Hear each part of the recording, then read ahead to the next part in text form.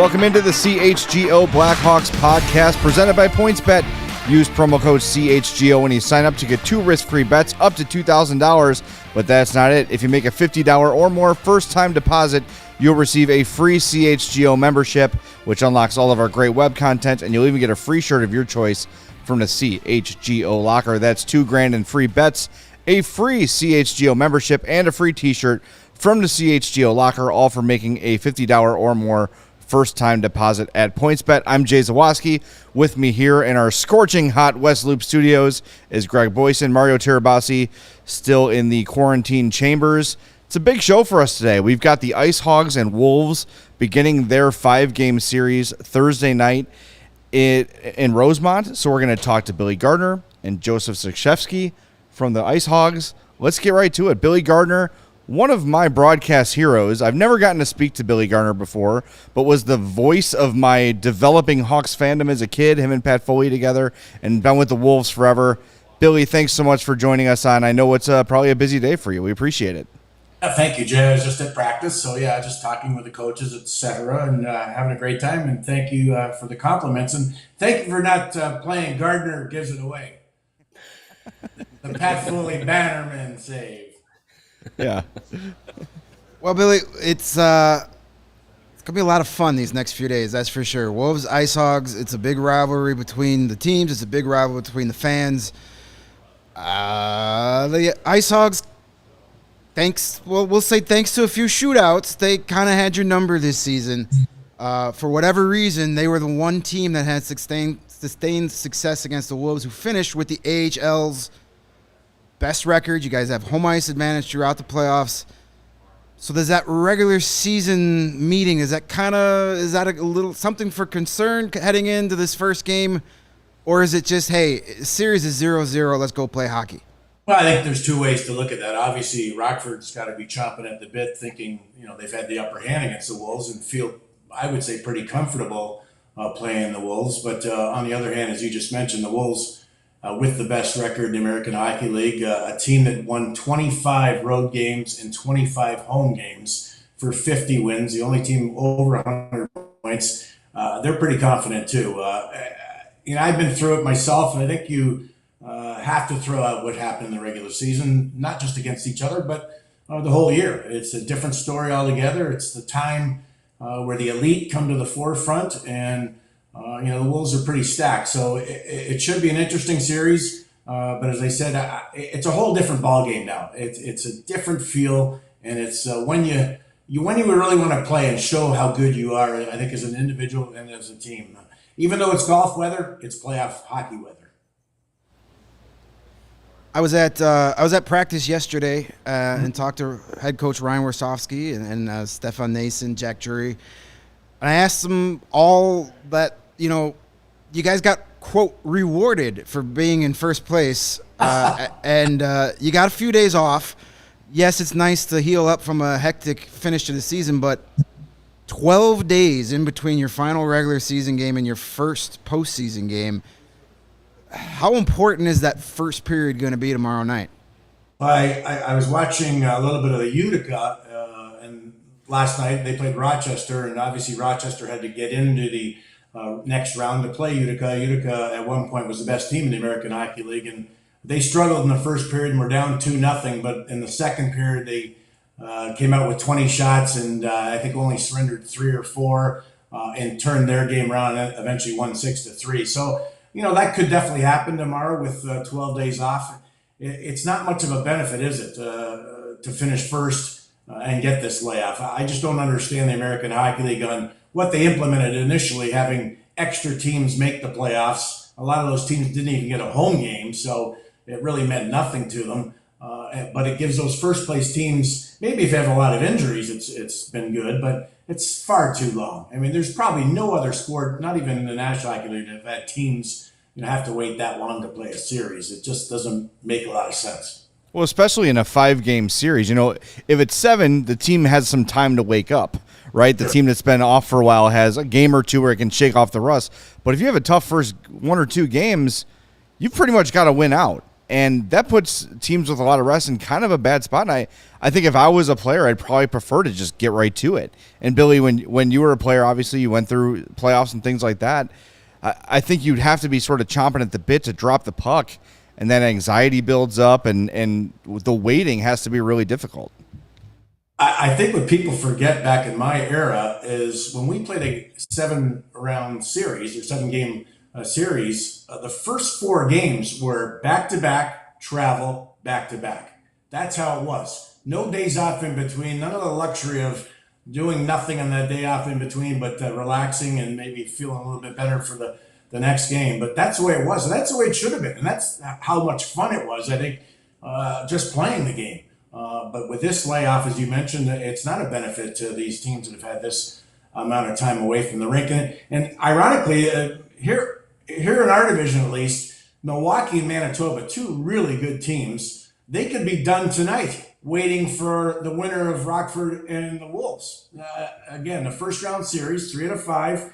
Milwaukee has the upper hand, 2-0, going back to Winnipeg. And if Milwaukee wins tonight, they're going to have to wait probably themselves 10 days to play, somewhere in that area to play the next round. Just doesn't make a lot of sense. Yeah, I remember thinking about that when I saw the Ice Hogs and the Stars starting their series in the play-in round, and then Milwaukee and Manitoba were also playing. I was just like, well, wait, that they're a round ahead. They're getting ahead of themselves. But yeah, it's going to be odd to see how the layoffs affect some of the teams.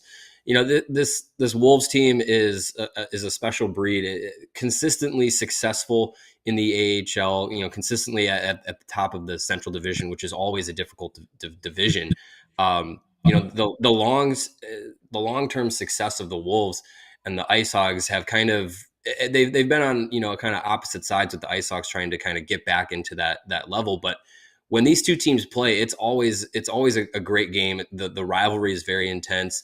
And the last time that these teams played in the postseason was in 2018. And it was similar situations with the Wolves being one of the top seeds in the league. And then the Ice Hogs ended up kind of surprising everyone and winning that series. So does that kind of stick? I know it's not some of the same guys, but as Sure. far as, the franchises go, does that kind of stick in with the Wolves and kind of say, hey, like the last time we saw these guys, it didn't go our way like we thought. And it's a similar situation now. Well, the beauty of this league is yesteryear was another year with different players. And, I don't think any of the players would probably even know that unless they read it somewhere. But that was a heck of a series. And I think there was a triple overtime maybe game in there too. But the one thing about Rockford, I will say this about them, over the time, they've had some struggling years where they haven't made the playoffs. And the Wolves, I think, have won 5 division titles in the last 7 years. But they've always played well against the Wolves. They get up for those games. It doesn't matter if they're in last place or in first place. The games are very good and very competitive, and they could go either way. So having said that, I don't think it's similar to what I was saying earlier, where it doesn't matter. It's a new season. It's guys are chomping at the bit to play. And, speaking with some of the guys today, they're excited. They're pumped. It was tough maybe the first 5-7 days, but now that they're in the mode, knowing that they're going to play Rockford, knowing that they're going to start tomorrow, they're definitely on a different echelon. They've moved up. They stepped up. The practices have been brisk, and they're excited about playing. When you look at the underlying numbers of this series, just looking at the regular season, despite the record in favor of the Ice Hogs, the Wolves had every other advantage in shots on goal, shots allowed, all those sort of things. And I wonder, and maybe this is something that fans and media make too much of, but when you've got 2 rival teams going at it, and especially playing as often as they do in the American Hockey League, is it one of those situations when a playoff series starts where really none of the underlying stuff matters because these two teams have such a hatred, such a disdain for each other, that it's almost different from if it was Texas or Utica, whoever, just a random team. Because it's Chicago, because it's Rockford, is it sort of tough to put a finger on how this series is going to go? Well, I agree with it. I think it's the beauty of having this rivalry that has developed in somewhat of a short time. It's not been around that long, but absolutely agree with you there. The numbers do not mean anything. And the beauty of playoffs, and I believe in any sport, but more in hockey, and I could say that, Andrew Podorowski won the scoring title. Stefan Nason won the goal scoring title. Alex Lyon won the best goals against average. But this has now become not an individual situation, it's a team situation. You play in the playoffs as a team, you win as a team. Everything's team oriented at this time of the year. And that's the beauty of hockey. It's totally different. I think maybe say baseball, you're looking at pitcher or a batter. But hockey, you need everybody. The fourth line is just as dependable and called upon as the first line. And that's the beauty, again, of maybe having home ice advantage when you might slide, your top line against the fourth line, depending on what takes place, whether it's maybe an icing and they're tired. So, I agree. The numbers, you throw them out the window, and it is all about team. All the great awards that the Wolves have won individually, that's in the past. Billy, you got to see all 12 of these regular season matchups. That's a lot of games. But if there's one thing that the Wolves want to carry over from the regular season series to this postseason in order to advance out of this series, what's the one thing that they need to make sure they bring starting Thursday night? Well, I think getting out of the gate early. They're a team that can and usually does jump on teams, and they had the majority. I think they were first in first goals scored in a game, the Wolves, out of all the teams in the American Hockey League. And when they do that, they're a tough team, I think, to beat, because once they get going, if they can get a couple of goals and just keep it rolling, I think that's what they would want to do. And the one thing, you talked about shots, and a lot of those games they doubled up in the shots, and they felt in those games, even though they might have lost a few of those, they probably outplayed Rockford. They just found a goaltender that was standing on his head at the time, whether it was Soderblom or Delia, whoever was in the net at the time, and they got solid goaltending, and that is a huge part of playoffs. If you have a goalie that's standing on his head, you got a good shot to win hockey games, and that's probably the biggest difference, I think, in playoffs. It depends on who is sharp in net for you, and we're seeing that in Milwaukee. They won their first two games, they got outshot terribly, and they had Cooley in net. Their goalie Ingram was playing in Nashville. So it just depends on, I think, who's hot in net, and it could come down to that in any team in any league in the game of hockey, because it is all about goaltending, I think. And both teams got great goaltenders. Soderblom has been terrific.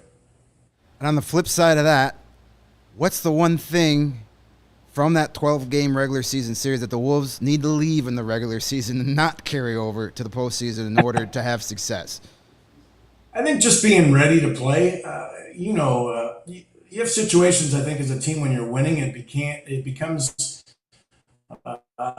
maybe too simple at times, and you get a little lazy and mentally not quite as prepared as you probably should be. The physical part, you're always going to have it, but being sharp and ready to go and having every line participate and not give them the opportunity. They're a great team at home. They come at you quick. They've got some excellent speed. They've got great individuals, young guys that are playing well. And I think the one benefit for Rockford is some of their young guys already have 2 games under their belt.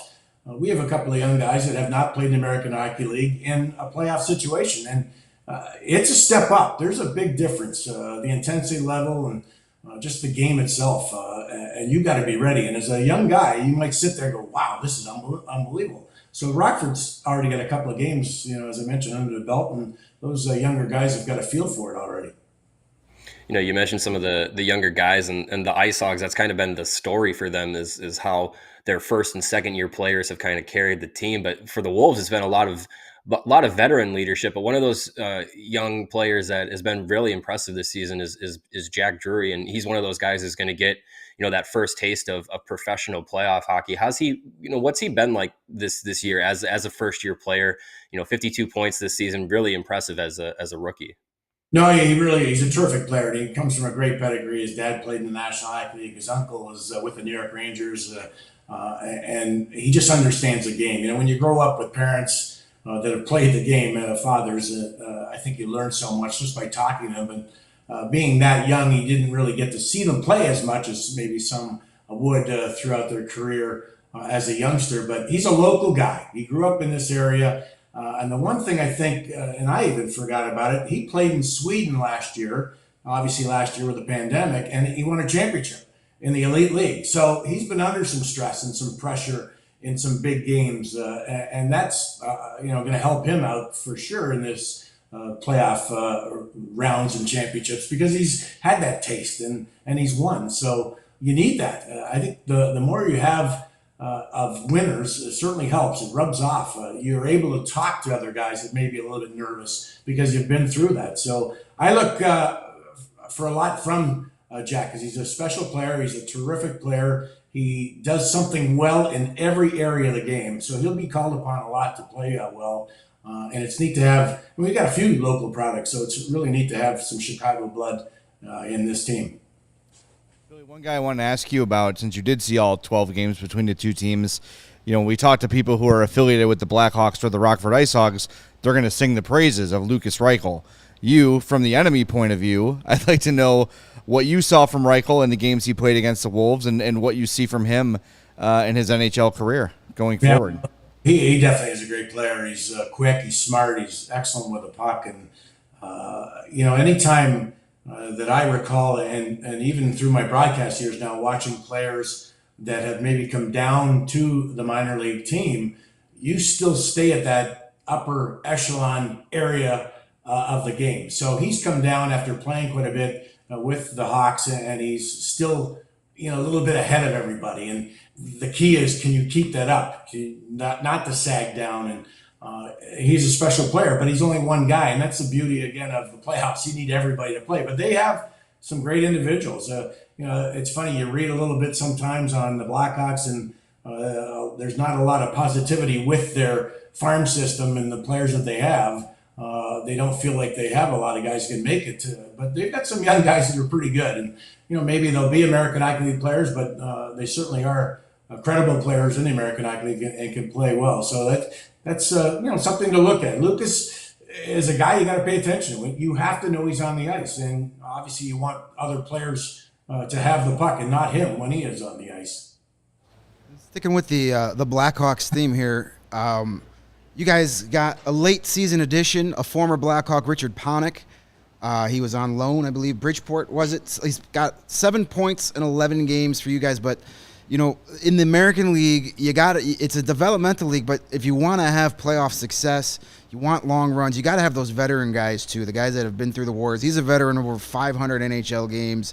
He's like the prototypical Chicago Wolves edition. Those are the guys they love to bring in to win, because they're the American League team that wants to win every year. Yeah, sure, we'll get you your prospects up to the NHL, but we like playing at the Allstate Arena in late May and early June too. So what's a guy like Panik, who's got so much NHL experience, been able to bring to this locker room and help these young guys down that final stretch?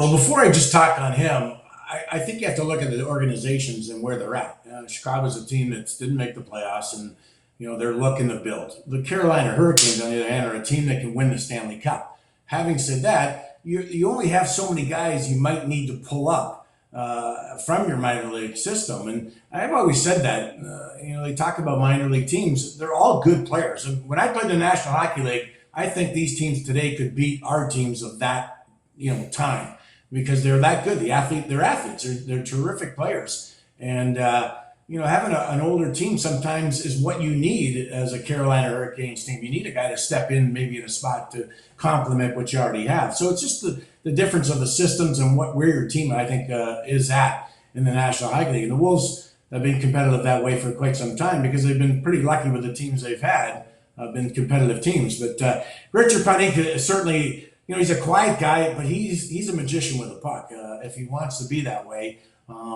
On the ice, you watch him just dangling around. He's tremendous. And you mentioned the number of games he's played. He's been through a lot, and he's a good addition because he's a guy that you can go to and ask questions and talk to him about different situations, especially for the position he plays in. If I'm a winger and I'm a young guy, I got to look at him and ask him, what do I do in this situation? I'm up against this guy. How can I play him? So when you add a veteran like that, it's only going to help. Well, we're talking about the veterans. Mm-hmm. You've got a lot of veteran leadership. Guy like Andrew Polarowski, 101 points. Stefan Nason, over 40 goals this season. Josh Levo, he's been a lot of experience. But as most of the people going to watch this, listen to this podcast, are Blackhawks fans, so probably not paying a ton of attention to the Carolina Hurricanes pipeline. Who's some of these younger dynamic players that are going to make impact on this series? We already mentioned Jack Drury. Who's some of these other young guys that are going to be effective this go around? You got to remember, Jack went up, played a couple of games, and scored in two of them too, and was first star. Pretty nice debut for him in Carolina. And I think they have a lot of guys, and the beauty of having a good organization from the standpoint of the NHL team and the depth of the franchise of the Chicago Wolves is you can have those guys develop and stay a little bit longer and learn the game. The coaching staff is tremendous with them. And Jesper Sellgren is a Swedish young kid that has played in Sweden the last couple of years, but he came from Sweden to at the time, Charlotte, to play just in the playoffs with the team. He wins a championship and he goes back home for 2 years and plays in the Elite League just to develop, and now he's been here all year long. So I think all that put together shows, the time frame they can let a guy develop and go through maybe some of the things that you need to as a professional to learn the game. And I really like his play. I think he stepped up. I mean, there's so many guys that, again, as you mentioned, that probably people don't know that could step into the National Hockey League and you wouldn't miss a beat from. So, Jack Drury certainly is the name that you would think of first and foremost. He's a centerman, and I think that's the most important position where you start a team from, other than goaltending. But I mean, there's so many guys. Ponomarov came from junior and is now on the team as a centerman and played really well, a point a game, I think, over 12 games. And Gunler, another Swede that came over and is playing and is going to be in the lineup. Terrific youngsters that are getting their first taste, and they're going to be in playoff action here. So the list can go on for, and I'm a firm believer, you never know. A guy could be 27, 28 years old and never had a shot, but he's starting to develop and play better. And who knows? He can still play in the National Hockey League. So I don't think there's a set line of a number of age where, you're a young guy and you got to develop over 3 years. I think that can go on as long as someone gives you that chance. Well, we'd be remiss if we didn't ask you, Pat Foley had his last year with the Hawks this year. Really nice ceremony at the end. What are some of your memories of working with Pat? Well, it's very disappointing. You got some great stories. Yeah. It's disappointing that he is gone. It's hard to believe that he would leave after 39 years, but that's another story. But Pat was, back in my day, Pat was young too, and we would golf. He was like a player. He was with us all the time. We'd go for dinner. In the summers, we golf 5 days a week, and just a great guy. And as he got older, his game never changed. He's always been at the top. I firmly believe, and he's a Hall of Famer for a reason. And to me, there's the greatest announcer and the most fun to listen to was Harry Carey, just because of the way he was. And I put Pat in that same area. I mean, Pat Foley, walking down the street, everybody knows who he is. And for Chicago, he's just an icon. And we could talk about stories till tomorrow. Just fun stuff. But it's hard to believe that he's going to be not doing games. Quite honestly, it's a shock. It's going to be very strange to have Blackhawks hockey without Pat Foley. That's for sure. All right, before we let you go, Billy, how about a series prediction? Well, I got to go with the Wolves, but it'll be good. And as you mentioned, 3 to 5 series, you really can't have a blunder in there. You don't want to get off to a bad start. And if I'm Rockford, as we already talked about, they've had a couple of games and they played very well and feel good about themselves. They like their opponent, so they're going to come out. But I think the Wolves, too, are ready for this. And they know all this situation about the time off and et cetera. And the one thing is, with good leadership, when you have older guys, 12 days off should not mean a lot, because if they want to win, they are the keys to get guys rolling again and get them back on track. And that's the beauty of some of the guys we've mentioned that are leaders. All right, Billy, you've been so generous with your time. We appreciate it. And good luck on the call. Good luck in the series. It's going to be an awesome one. And we know all of Chicagoland's going to be tuned in. So be on your A game, as you always are. Thank you. All right. Enjoy the heat, boys. Yeah. We'll see you on the chow line tomorrow night, buddy. Sounds good. All right. Billy Gardner. That was cool. That was very cool for me. Try to keep it together. Try to not be too starstruck, but man, just like with Foley and Dale Talon, who are on our desk here, Billy Gardner was a huge part of my Blackhawks fandom. So being able to talk to him was very, very cool for me. And I enjoyed that. I hope you guys did too. And if you are enjoying CHGO, the best way to keep supporting us is to download that PointsBet app. When you do, make sure you use that code CHGO. If you do that, you're going to get $2,000 in free bets, risk-free. 2 risk-free bets up to $2,000, to be more clear. But that's not all. You make a $50 or more first-time deposit, you'll receive a free CHGO membership. That unlocks all of our awesome web content, and you'll even get a free shirt of your choice from the CHGO locker. And if you have any questions on that, you can email pointsbet@allchgo.com, and we'll help you out. It's your home for live in-play betting, and it just got even better. Introducing PointsBet's new feature, Live NBA Same Game Parlay. For the first time ever, you can build the perfect live NBA Same Game Parlay only with PointsBet. Combine your favorite bets anytime during a game, and if you want more, you can always boost your live same game parlays. Watch live, parlay live, and boost live with PointsBet. And remember, online sign-up is available now in Illinois, so you can get out your phone right now, download that PointsBet app, and sign up from start to finish using that code CHGO. So what are you waiting for? Once the game starts, don't just bet. Live your bet life with PointsBet. Nailed it. Really great today. Gambling problem? Call 1-800-522-4700. Yeah, and I know the last thing we want to think about sitting here right now is hot coffee.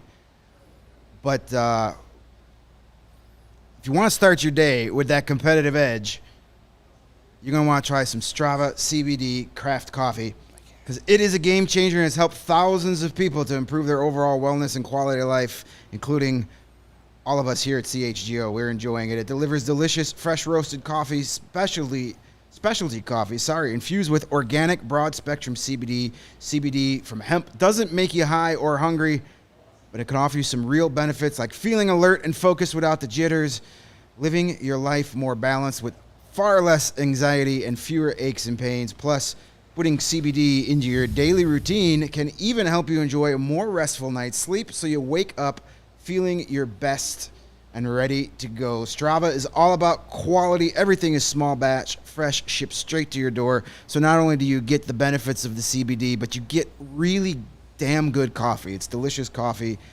So you get all the effects and a great cup of coffees, and to make it even better, CHGO listeners can save 25% off their entire purchase by just typing in the promo code CHGO25. That's 25% off your entire order at StravaCraftCoffee.com when you use the code CHGO25 at checkout. And if you already love Strava, which you should, you can subscribe and save by joining the Strava Coffee Club.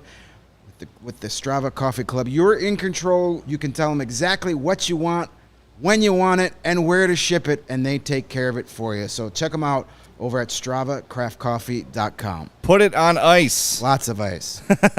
All right, here we go. Speaking of ice, It is time for the Ice Hogs portion of the show, and we are proud to introduce our buddy. Follow him on Twitter at Joey Z Radio, Joey Zakrzewski. Did I get it? Nailed it. Got it. There it is. He's been. It It is so in my head, Joe. It's so in my head.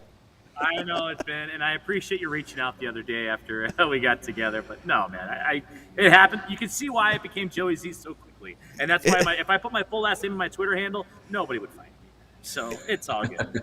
It's just, as a Polish guy, I get it myself, and I get frustrated when it happens to me. And I was like, all right, I got to say it right. I practice and practice and practice. And I bring you on, and I'm like, Joseph Zakrzewski. Just completely butchered it. So, yes, I did DM Joey an apology and say, I will get it right next time. But I'm not saying it again today. That's it. Joey Z Radio. What's up, man? How are you? Are you fired up? Good to see you guys. Thanks for having me back. No, this is fantastic. It was great to chat Ice Hogs here ahead of that game one against the Texas Stars. And here we are again. Now you get the series of series coming out of the Central Division, the Rockford Ice Hogs and Chicago Wolves, just a little Interstate 90 rivalries. So I tell you what, I'm excited. I mean, I think everybody in the room, everybody in the building, both organizations from the president all the way down is thrilled. And I mean, these two teams got together a couple of years ago in 2018. It was an absolute battle, a thrilling one at that then. And I can only imagine what it's going to look like starting with Game 1 this coming Thursday.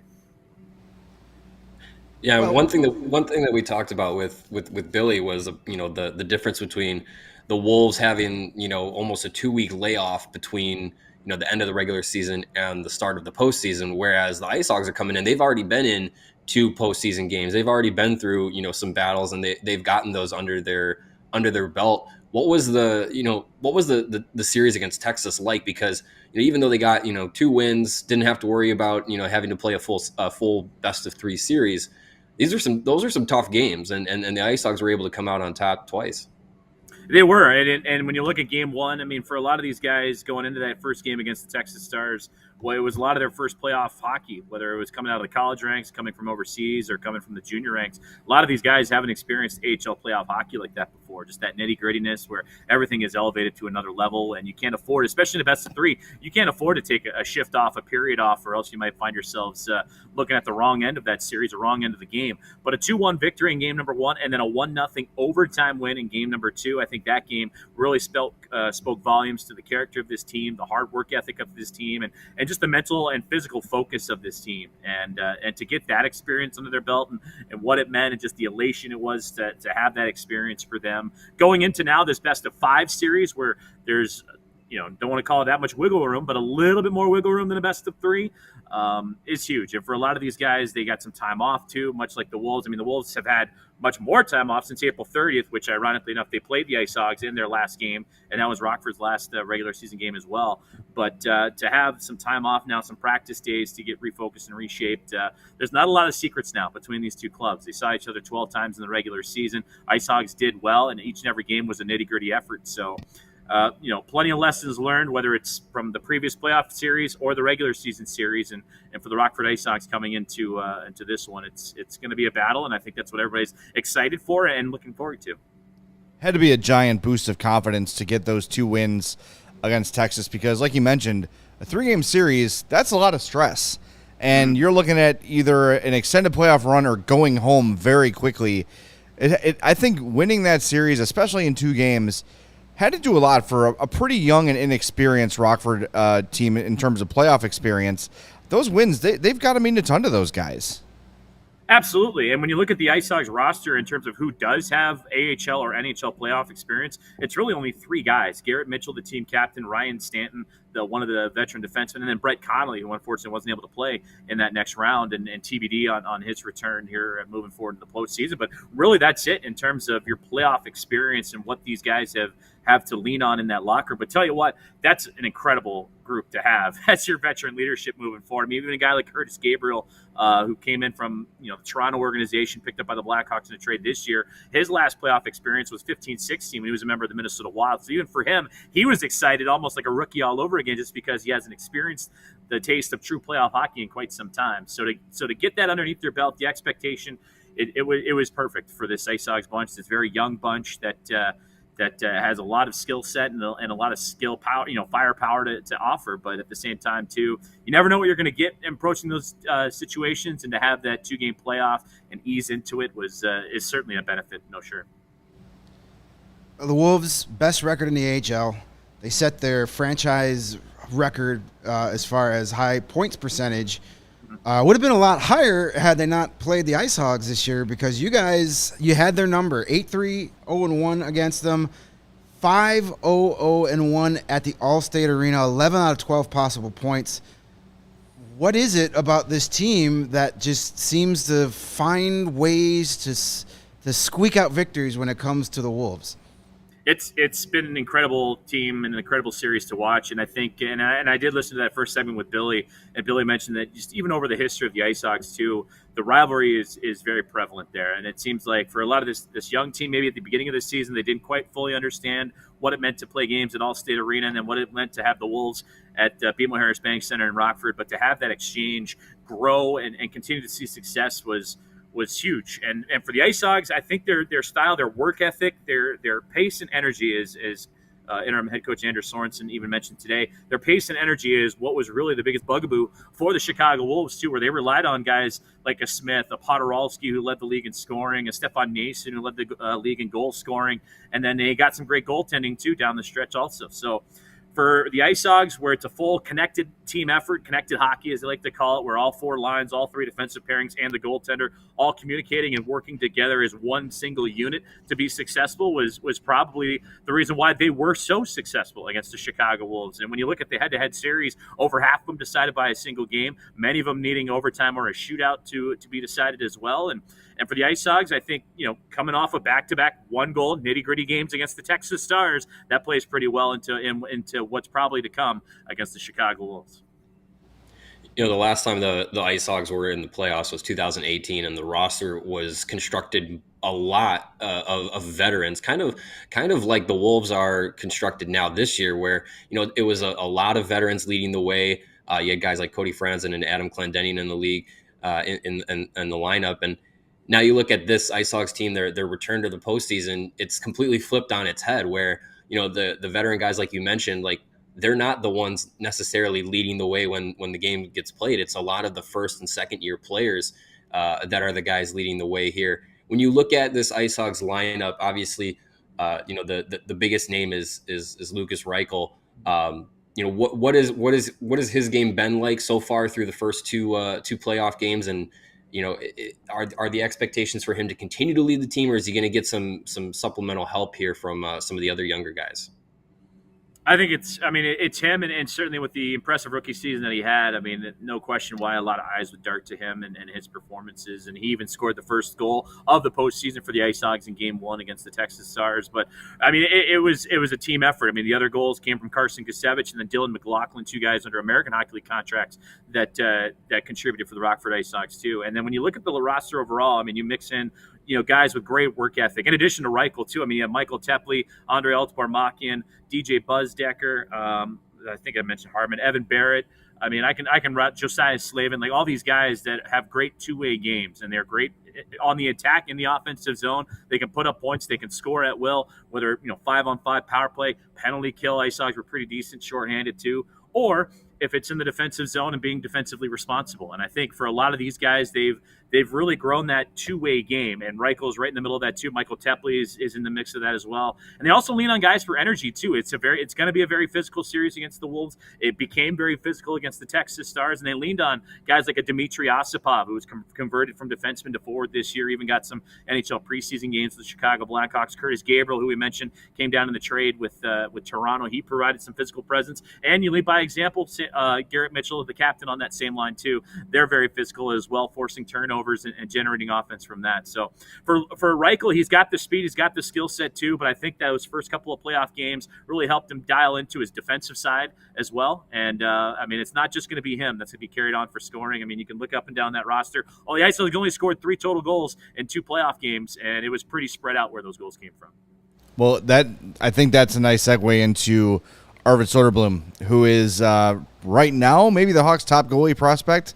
They don't really have a ton at the moment, so he's probably number 1 as it stands.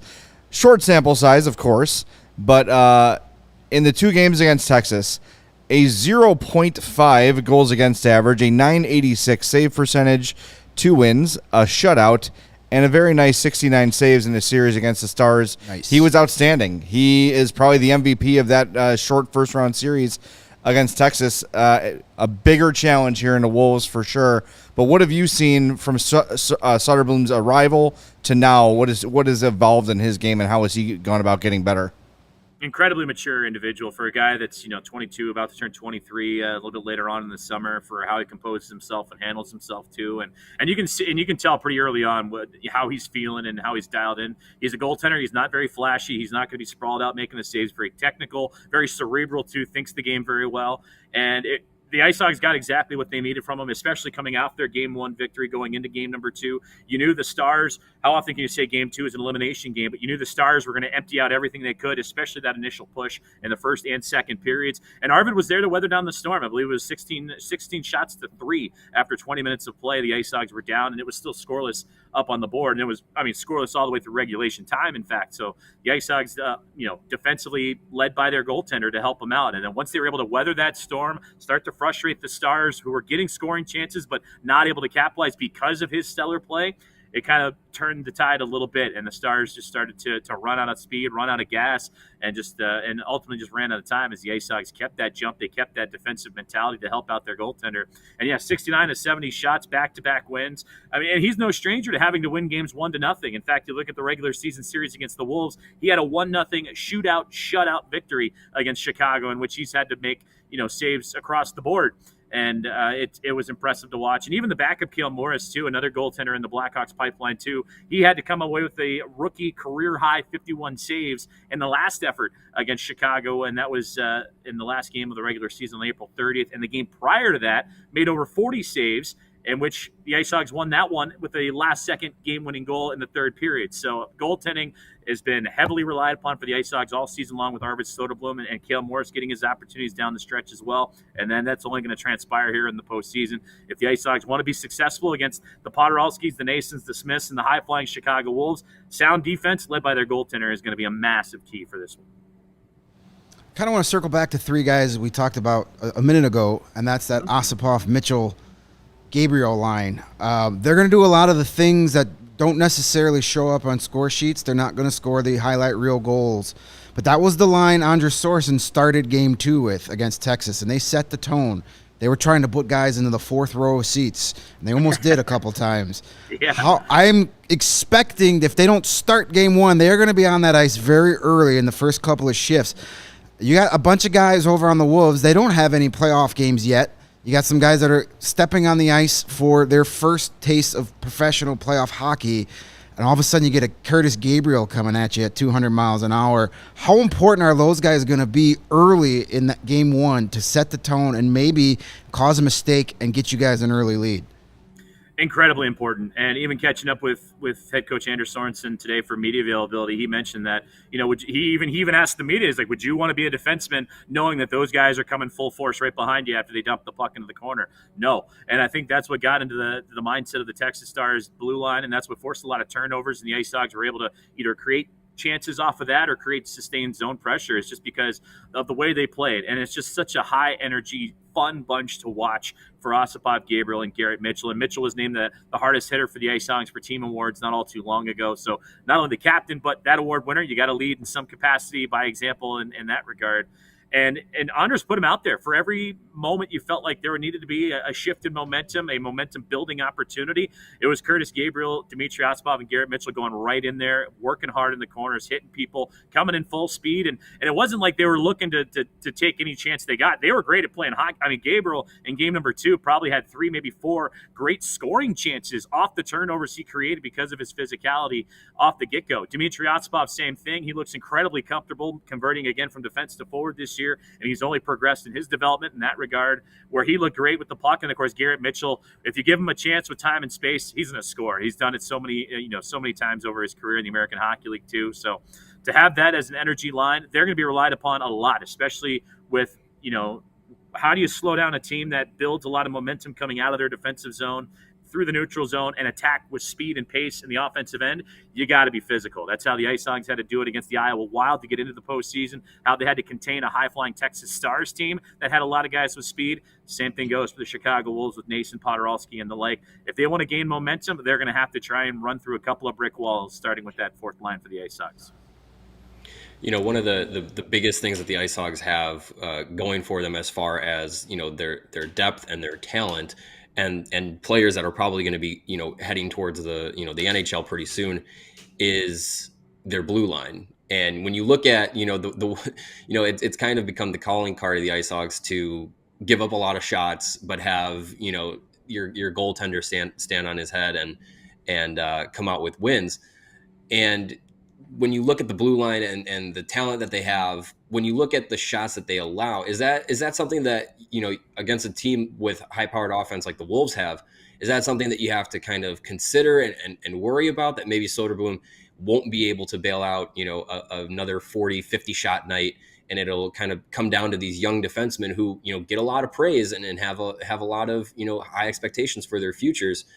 for them to kind of step up and work on suppressing some of the offense that's going to come from the Wolves and not have to have their goaltender, bail them out. Well, and to tell you what, too, and from the coaching staff, too, they don't mind if they give up that many shots. I guess it's the quality of shots that they give up. If you continue to fire wrist shots from the blue line and Arvid Soderblom or whoever's in goal for you that night sees them all, every way because the defense did a good job of boxing everybody out to the outside, prevents rebounds, the like, they'll take that chance every time versus, setting up a one-time opportunity middle of the ice or a backdoor pass to the far post or something like that. So I think from a coaching perspective, both Anders Sorensen and Jared Nightingale, Peter Aubrey have done a great job of communicating, if that's all that we give them, that's all right. It's just a matter of those high danger chances for guys to create plays, whether it's, moving behind the net, looking for centering opportunities, backdoor tap-ins, and being defensively sound. And talking of the blue line, too, if you look at the Ice Hogs back line, those first couple of games against the Texas Stars and even towards the end of the regular season, all with the exception of potentially Ryan Stanton, were all guys that had spent time with the Chicago Blackhawks this year, whether it was Ian Mitchell paired up with Isaac Phillips, Alec Regula out there with Wyatt Kalanick. You also mix in Jakob Galvis into the fold, and then Ryan Stanton goes in there as well. Not to mention they got a bolt in the chamber with Nicholas Beaudin ready to go as well, and he's ready to jump in anytime that he's called upon too. So I mean, that back line is the future of the Chicago Blackhawks and how that thing how it shaped up in games 1 and 2, and to have the veteran presence of Ryan Stanton to help direct that traffic for so many of these young guys that, again, were playing in their first playoff hockey was incredible. But I think for them and their mindset going against the Wolves, if Nason and Podorowski want to keep, firing shots from the outside of the circle and Arvid can see them every single time, then there'll be a lot of whistles and it might take a while to get through the game. But, if that's the best scoring that they get, then they'll gladly take that. All right, you mentioned. I just wanted to follow up. You mentioned Nicholas Beaudin. Ryan Stanton kind of taking his spot in the lineup, and we learned through Scott Powers of the Athletic earlier this week that Beaudin's not out because of injury; it's because of healthy scratch. What do you think is kind of going into that? Because this is a guy was a first round pick, a lot of potential, a lot of expectations, and now when it comes to crunch time, he's getting scratched in the playoffs. Is that a concern with Beaudin, or is that more of a strategic thing coming from Anders Sorensen?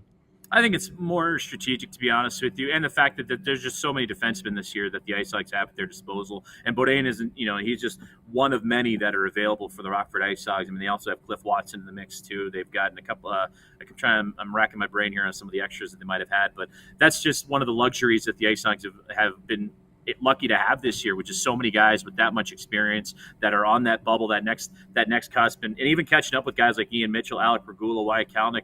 They're all great friends off the ice too. So it's interesting to see that dynamic of guys all competing for each other, trying to get the primary ice time, trying to get major minutes, but at the same time being as tight knit as a group as it is. And I think in that regard, and seeing how the rotation has worked so far, I think it's just the benefit of having that much talent to pick from, and you can only pick 6 defensemen at a time to play the game. So I think that's what it kind of turns into versus anything else going on.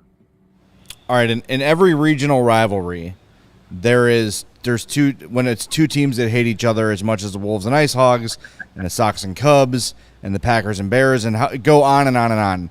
One fan base pretends like the other one doesn't exist, and they're like, oh yeah, we don't care about them. They're over here.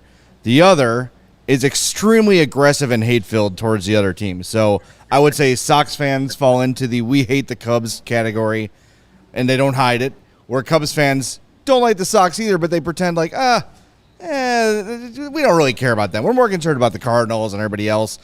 Which is the Ice Hogs? Which is the Wolves? Who's petty? Who's above it?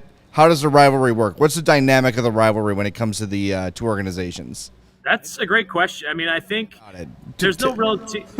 I wouldn't say there's a fan base or anything like that blatantly points at the other and says, we're coming after you. If there was a fan base that takes this rivalry personally and has emotionally invested in it, I would like to say it's the state line in here in Rockford, just because of the Ice Hogs and the Rockford community has such such a firm grasp of their community too, that it's a chance to put them on the map and their successes on the map. And the Ice Hogs are a representation of that. And when you're taking on the big old meanies down the street in Rosemont, Illinois, you know, those guys that are just a stone's throw away from all the prim and proper shops and all that other fun stuff, that you come out flying, and the Rockford community comes out in big ways too. So much so that, I mean, Game 3, which will be Sunday here at BMO Harris Bank Center that afternoon, even though it's going to be a quick turnaround from Game 2 the previous night, I mean, this place is going to be packed and buzzing and excited, and I would not be surprised if most of them go down to Game 1 and go down to Game 2 as well. I'd be curious to see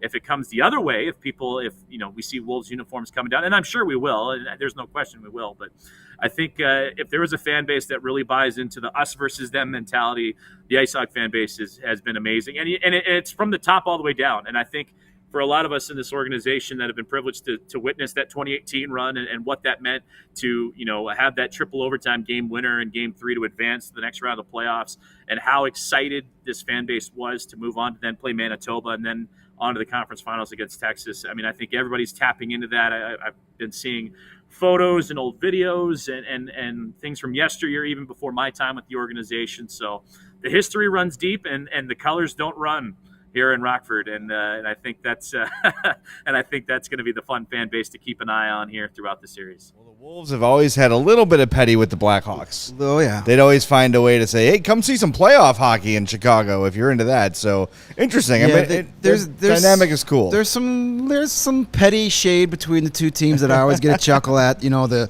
Wolves refuse. They still refer to the Metro Center in all their press releases and stats. Exactly. And I always love when you're at the BMO and here come the Chicago Wolves from Rosemont. Like, it's always it's good fun true. Stuff. But and that's what fuels a rivalry. That's what fuels absolutely, a rivalry. No doubt. I'm sure the Milwaukee Admirals want to somehow get involved in the party too. They've been friend up against it. But I mean, like, if you notice too, like I don't know if I'm supposed to be spilling the beans here too, but if you notice from our side of things, that we don't see none of our, you know, when we announce the schedule or anything like that, like the word Chicago is not in the fold. We'll say, you know, the Rosemont Wolves, or, you know, the All-State Wolves, or whatever you want to put it. But yeah, like, they still refer to us as the Metro Center. So if you hear me on the broadcast drop a Rosemont Horizons reference every now and again, I'm sure that'll make its way. Us graybeards will appreciate that.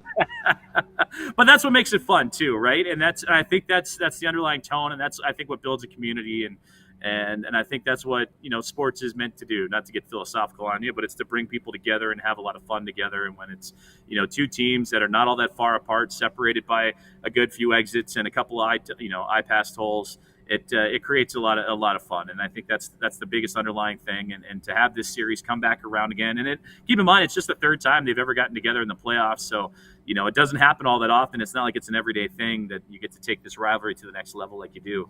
So I'm personally looking forward to it. I love going down to All-State and broadcasting, you know, game-winning goal calls and key moments here. And then you better believe I love doing that here at the BMO Harris Bank Center too. So yeah, for me personally, I mean, it couldn't be better. It's my Calder Cup finals before the finals are even close to being on the schedule. I'm really looking forward to covering this series. I've spent the last 4 seasons covering both these franchises, and you know, I'm thankful I'm attending these games as a reporter and not a fan, because I don't know if I could root for a team, because there's so many good people in both of these organizations, behind the scenes, behind the benches, just great people. You know, I was at the game last Friday night. Everybody was so welcoming to see me back. At Wolves practice yesterday, everybody was great. So it's a shame one of these teams can't advance, but it's going to be fun, and hopefully I am rooting for 5 games. I want a nice long 5-game series. I'm just selfish. All right, we put Billy on the spot. We're going to do the same for you. How many games will the Ice Hogs win this series in, Joey? Well, and I got to go with the Ice Hogs too, but I do think, I mean, I don't know. I don't foresee a sweep, though. That would be great. The Ice Hogs were able to pull that off in 2018. Where they were the low seed in that series as well, and Chicago was the top seed. Not to throw that nugget back out there, but I think 4 or 5. Man, that's tough. I'd say, you know what? I say 4. I say they split the 2 in Chicago and Rosemont, and then they come back to the BMO Sunday and Tuesday and get the job done. Here to hear first. Joey Z predicts the Ice Hogs in 2. Yes, that's what I heard. Ice Hogs in 2. They're not even going to show up Sunday. They will be scared to return, my friend. All right, Joey, thanks so much for your time as always, man. Hopefully we can do it again as the Ice Hogs advance past the Wolves. That would be great. And look, it's great for hockey in Chicago for, Hawks fans who are like, man, the playoffs are happening. We're not in it. Here's two local teams with players you know and love playing for both sides. So go support it. Go see some games. Go out to Rosemont, not Chicago. Go out to Rockford and catch some Wolves and Ice Hogs games. Joey, we appreciate your time, man. We'll talk to you soon. Always great to catch up with you guys. Thank you so much. All right, man. We appreciate you. Oh, that was a lot of fun. Good stuff. These hours just fly by. Yeah, they really do. Even in the heat, they fly by. Even in the heat. We want to thank Lawrence, the MVP, for opening the door over here and opening the window over here and creating a little cross breeze. Nice. It's very nice. I've been having an eye on there, making sure we didn't get a feathered friend join us. We know two guests is our limit. Interesting. We cannot have any other guests. Just two. Just flying through the set. That would be fun. But our heat is your gain. Greg and I break the internet today. Me with my legs, Greg with his toes. You're all welcome, okay? Yes, we're covering all the genres right here today. You're all welcome. That's what happens when there's no dress code. That's a little treat for the YouTube viewers. And coming up next, Matt Peck has both of you guys beat. And Matt Peck has brought the gun show to town, everybody. Matt Peck is practically nude, and he's ready to go. So enjoy the early May heat. All right, we're going to wrap things up. Before we do, want to remind everybody, subscribe to the YouTube page. Anytime you see a video that's airing, hit that like button. It helps. It helps amplify our signal a little bit, which, of course, is always helpful. No matter how big CHGO gets, and we don't get big without your help, every like, every subscription helps. And that goes to the podcast feeds as well. Wherever you listen, Apple Podcasts, Spotify, Pocket Cast, Stitcher, whatever, we are there. So subscribe to the CHGO Blackhawks podcast. Subscribe to all the CHGO sports podcasts here. And, of course, become a member at allchgo.com. You get access to our merch, our Discord channel, all of our great written content. Greg's in-depth Wolves Ice Hog preview will be out tomorrow. That's the plan. So keep an eye out for that. And make sure you're following us on Twitter as well at CHGO_Blackhawks. All right, we're going to wrap this up. Make room for the Bulls show coming up next. For Greg and Mario, I'm Jay. We'll talk to you tomorrow remotely at 1:30 p.m. Central Time on the CHGO Blackhawks podcast. Thanks to Joey for helping us out with the production today. We greatly appreciate it. Take care. Have a great day. Enjoy the weather. We'll talk to you on Thursday.